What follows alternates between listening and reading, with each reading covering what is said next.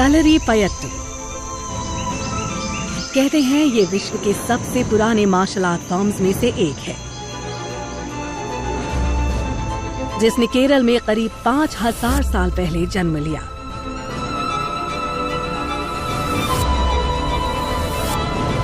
और जानते हैं, इस प्राचीन कला से एक बेहद दिलचस्प कहानी जुड़ी हुई है।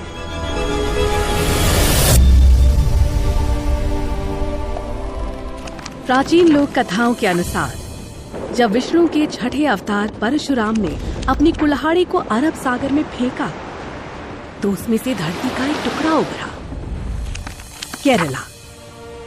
इस धरती की रक्षा के लिए उन्होंने 21 शिष्यों को कलरीपयट्टू की ट्रेनिंग दी। यही नहीं, इसे सिखाने के लिए 64 गुरुकुल भी स्थापित किए।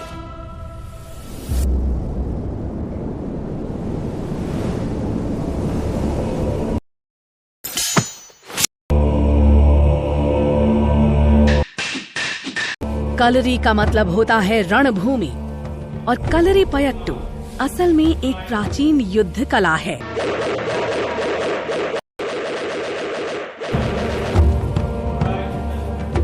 इसमें कॉम्बैट और डिफेंस टेक्निक्स तो हैं ही, साथ ही हैं हथियार, योगा और हीलिंग टेक्निक।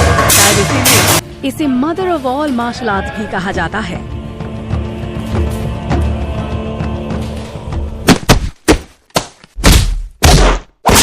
ഒരു ജേണിയാണ് ജേണി ഓഫ് വാരിയർ എന്ന് പറയുമ്പോൾ അയാളുടെ ഫുൾ ഓഫ് അവെയർനെസ് മെയ് കണ്ണാക്കി മാറ്റുക. കളരി അഭ്യാസത്തിൽ കൂടെ നേടേണ്ടുന്ന ഗുണം എന്ന് പറയുന്നത് മെയ് കണ്ണാക്കി മാറ്റുക. Body becomes the eyes. कहते हैं हमारे शरीर में 64 वाइटल पॉइंट्स हैं, जिन्हें मर्म पॉइंट्स कहते हैं। इन वाइटल कलरी में इन्हीं पॉइंट्स को ध्यान में रखते हुए अटैक और डिफेंड करना सिखाया जाता है। കളരിയിൽ കൂടുതലും പ്രാധാന്യം കൊടുക്കുന്ന ഇവയിൽ നിന്നുള്ള 64 മർമ്മസ്ഥാനങ്ങളാണ്. അത് അഭ്യാസ മർമ്മങ്ങൾ, കുലാഭ്യാസ മർമ്മസ്ഥാനങ്ങളിലേക്കാണ് പ്രയോഗങ്ങൾ കളരിയിലെ ഓപ്പണന്റിനെ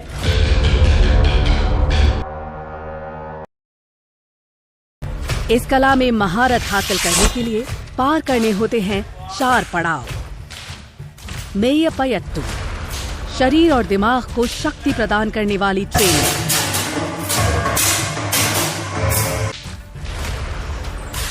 अनंतारीपयट्टू, धारदार हथियारों से ट्रेनिंग, लड़ने की कला।